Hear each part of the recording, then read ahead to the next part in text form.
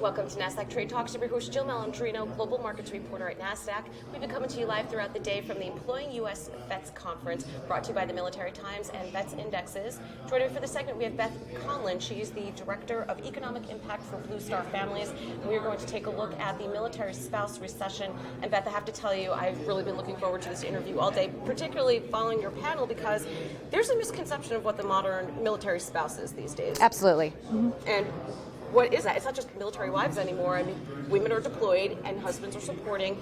Tell us about some of those misconceptions. The misconceptions aren't just around gender. Not only do we have male spouses, we have same-sex couples as well.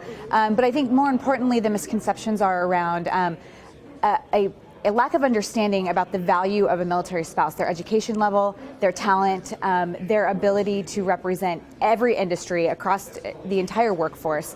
We aren't the spouses of the 50s anymore. Military spouses are educated, dedicated, they're driven, they're flexible, and they want long-term employment.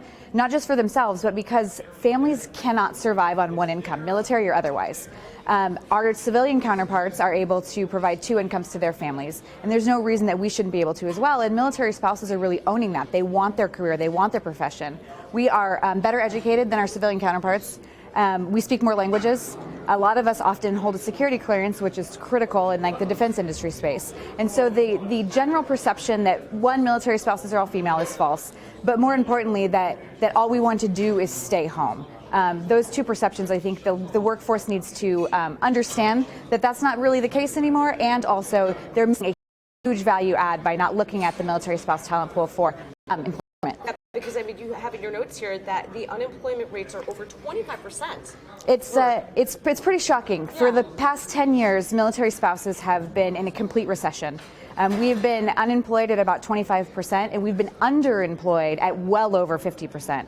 Meanwhile, our civilian counterparts are experiencing record low levels of unemployment. Right, and the challenge to that is service members are going to leave active duty. Of course. You can't do this on one income, as you had mentioned before. Yeah, absolutely. So not only is spouse employment a matter of providing for the family, it's literally a matter of national security. And there's a huge economic impact that's missed when you don't employ a spouse. The program that I run alone has brought $50 million of economic impact to local communities. So we can impact our communities, our military families, and the larger workforce just by employing this one population. All right, tell us about Blue Star Families, because you guys are doing some amazing stuff over there.